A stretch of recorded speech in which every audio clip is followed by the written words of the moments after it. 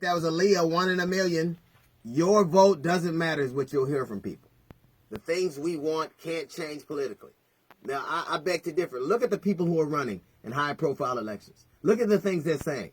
Andrew Gillum in Florida. What does he want to take back? Stand your ground, which got so many black people angry, which black people felt was a license to kill us and to shoot us down indiscriminately. He is he wants to repeal it. He also wants assault weapons off the streets. So many people are talking about these things that they wanted. Look at Stacey Abrams and the things she wants to do. They are a response to the anger that people had about all these things, and these are the candidates that arose from them. Look at Beto O'Rourke and the thing he wants to do. The things he's talking about saying and doing are a direct result of so many people who were angry and disenfranchised. Your vote doesn't count. Look at the candidates that rose up as a result of your anger. They didn't get mad. They didn't just sit down and say, we're going to... Look at what happened in St. Louis. The district attorney that refused to prosecute Darren Wilson, he was ousted through the political process. You say you want things. You say things will never change. You don't have... And you have the temerity to sit your ass home.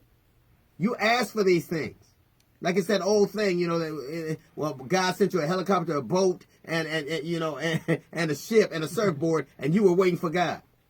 These candidates, and a lot of them, had come over as a result of the ire and the anger and the just frustration you felt.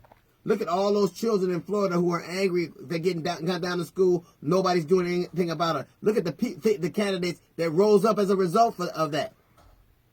They have, you know why they're trying to lose? They're trying to disenfranchise a lot of black voters, a lot of voters of color, a lot of poor voters, because they got the candidates they prayed for. Yeah. Mm. You were on your knees to get people that would say stuff like this. Stacey Abrams said, I'm gonna go after the people who are interested in changing, interested in doing the things that we want to do. I'm not gonna go after the disenfranchised white voter. They're not interested in what I say. The disenfranchised the white voters want things in general. Vote, older white voters vote the way things are going. They want things to be this way.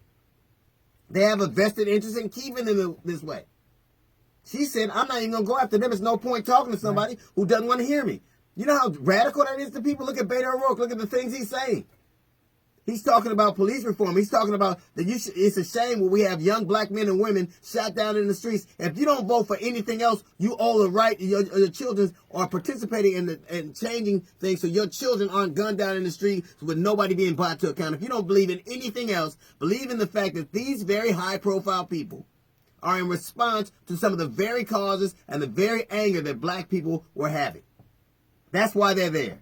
That's why Gillum is there. That's why Stacey Abrams is there, and that's why Beto O'Rourke is there. And I'm forgetting a lot of people, but they came as a result of all the anger and the angst and the frustration. You have gotten what you wanted. Now let's see if you deserve it. You've gotten people that would listen to you.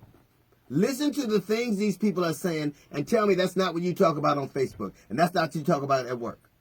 I'm frustrated. It ain't never going to change. It's never going to change if you don't do what it is you asked for. You asked for this.